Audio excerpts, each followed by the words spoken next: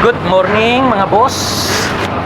So ito, radiator ito ng Mercedes truck mga boss. Kababaklas ko lang. Dinala to sa akin kahapon. Kaya lang ginagawa ko kasi mga oil cooler na yan.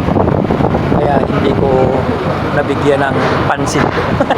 At saka tinapos ko talaga. Para ganun kasi ko eh. Gusto ko yung kung ano yung inumpisahan ko, yun ang gagawin ko talaga hanggang sa matapos. Kasi kung lahat ng mga dadalhin na radiator dito o na mga gagawin ko ay umpisahan ko lang, wala akong matatapos, di ba? So ayan, natapos ko na yan, 2, 4, 6, 6 na malaki at saka 3 maliit. Yan tinesting ko at saka nilinis, ni-washing. Yan. So ngayon, ang gagawin ko na lang dyan, o-order ako ng gasolina, lilinisin ko yung loob at saka yung mga itim-itim na yan, yung labas, puputin ko ng gasolina yan. Kagaya nito. Then, pipinturahan. Tapos, tawag dito, i-ano ko pa yan mga boss. Yan, yung itaas niya, tutumba kasi ito pag binitawan ko. Yung itaas niya, mga boss yan, ipapaliser ko para pumuti. Magmukhang brand new. Tsaka ko ibibigay sa store para ready to reuse. Ayan. Then, yun yung dalawang yun, yung malaking dalawa na yan, scrap yan. Kasi meron akong butas na nakita na hindi ko kaya nang gawin. Ayan. Tapatan tayo rito. Hindi lahat ng trabaho rito ay kaya ko siyempre gawin. Di ba? Siyempre tao lang ako. Alam nga namang lahat na lang fight tayo. So, scrap na yan mga boss. Yan, dalawang yan. So, itong isang to. Yan. Ayan, may butas siya. So, nagawa natin ng remedyo. Isang tubo lang naman. So, baliwala yan. Okay lang yan. Kaya, pumasa siya. Di ba? So, ito ngayon, balik tayo rito, mga boss. Ang ganda pa. Ang ganda pa, mga boss. Oh. At ito ay made from, ayan o. Made in Jordan. Ayan. Ginawa siya nung, ayan, 8/24 eh. Ano ba yung 8? Diba August yata eh. August o September 9 eh. So August 2024. So 26 lang ngayon, meaning 2 taon pa lang siya, diba? So bago pa, diba mga boss? Bago pa. Tsaka ang ganda pa talaga, oh. Tigas pa nung, makita nyo naman yung cooling pin niya, puti pa, diba? Oh, ang daming buhangin na pumasok. So madali lang naman yan. Isprayan ko lang ng tubig yan. Talsikan yan. So ito, may butas daw dito mga boss. Ayan. Yan dito. Ayan, yung kulay pula na yan. Kulan yan mga boss. Kulan.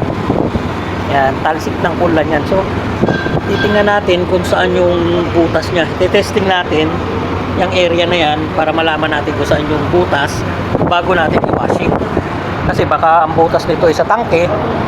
Normally, gano'n naman kapag sa plastic, tangke ang pumuputok. Pero di bali, meron ako reserve dyan. Okay?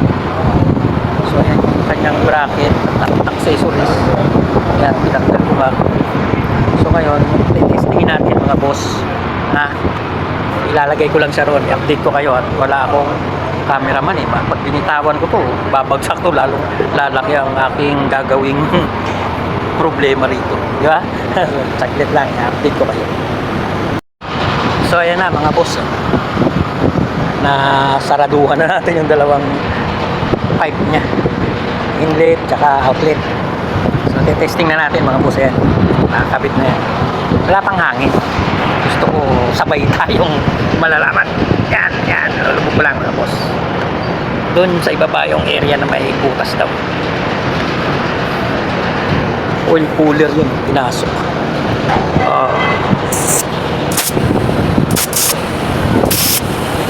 Wala naman ayun. Ito, tapos na. Ayan, tapos. Ayan. Ayan ang butas niya. Heater plate, tapos tubo. At saka sa heater plate. Ayan. Malawak. Tubo. Malayo sa heater plate, tapos tubo. Ayan. Malayo na sa heater plate. So yan. Wala na ba iba? Okay. Simple lang pala yung sira nito. Ordinaryong butas lang ng radiator. Siguro hindi naman natalsikan ng bato kasi check natin para sa kabila. Kasi may time na habang tumatakbo kayo mga boss o yung sasakyan nyo habang tumatakbo, may mga naapakan kayong bato, yung gulong nyo may naapakang bato na tumatalsik kasi goma yun, yung gulong goma, pag naipit niya yung bato may time na tumatalsik. So hindi natin alam kung saan siya tumalsik, kung sa radiator ba o sa iba, di ba? So yan ang karamihang pwede ring maging cause ng pagkabutas ng inyong radiator.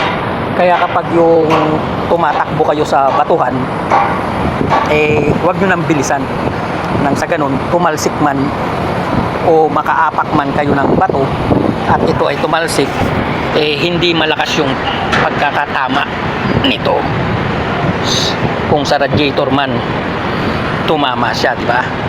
So ganun lang ng simpleng tip ko sa inyo. So ang butas niya dito mga boss, pangalawang tubo. Dito siya, angat siya ng isang daliri. Ayan, angat siya ng dito sa area na to. So hanapin ko muna mga boss baka sa kabila kasi mahirap kasi maghanap ng hawak yung isang kamay ko sa cellphone. Update ko na lang kayo mga boss. Basta ang mahalaga na ituro ko sa inyo, na ipakita ko sa inyo yung cause, yung part ng butas dito kung saan. Okay? Ayun mga boss, nahawi na natin ang ulap. Pero nasa gitna mga boss.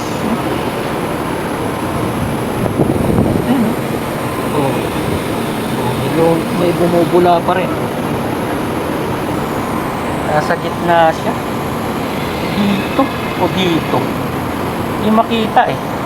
Kasi kapag may hangin yan mga boss, yung labas ng hangin pag ganun syempre, diba? Ngayon hindi mo malalaman kung dito galing sa pangatlong tubo o sa pangalawa kasi pareho silang ayun, pareho silang bumubula. Diba? Kaya ang gagawin ko rito mga boss, babaklasin ko kasi maganda pa tong core niya eh. Babaklasin ko yan para matesting natin. Dito ko siya papasukan ng hangin sa loob, tapos sasaraduhan ko roon, so malalaman ko kung dito o doon yung may butas. Yeah. Ganun ang technique ko dyan mga boss. Tsaka isa pa napansin ko dito sa core nya mga boss, baligtad mga boss. Ayan pansinin nyo, ayan yung core nya may hiwa siya na maliliit, diba? Yan yung tinatawag na airways mga boss. Yan ang hiwa na yan. Dapat yan dito sa taas, baligtad yan mga boss. Dapat yan dito nyo makikita. Pag ginanyan ko rito wala kasi ito yung upper tank eh. So dito yung auxiliary fan. Kapag bumuga yung hangin, manunuot ngayon dito yung hangin sa cooling pin, sa airways mga boss. Isa-isahin nyo yan, susukutin nyo yan mga boss. Yun ang tumutulong para mapadali yung pagpapalamig ng ulan o tubig sa loob ng radiator. Pero itong senaryo na to wala tawag dito wala siyang susuotan dahil nga baligtad yung airways dito sa kabila, dito, hindi doon sa taas. So ito yung isa sa dahilan mga boss kung bakit iinit yung makina nyo. Ayan kita nyo naman diba yung airways, ayan yung mga pitak-pitak na ganyan sa loob ng cooling pin. Yan yung airways mga boss. So ang gagawin natin, tatanggalin ko tong upper tank, ililipat natin doon. Tapos yung nandoon sa lower tank, ililipat natin dito. Okay? Para tumama na siya. Pag bugo ng hangin, manunuot na ngayon yan. Ayusin natin mga boss. Yan naman mga boss, yan yung Japan technology. Yun yung turo kasi sa amin noon sa pinasukan kong radiator company. Japan yung tawag doon, nagturo sa amin, Japanese. Okay, so update ko kayo mga boss. Tanggalin ko lang yung mga panara at bubusan natin. Okay?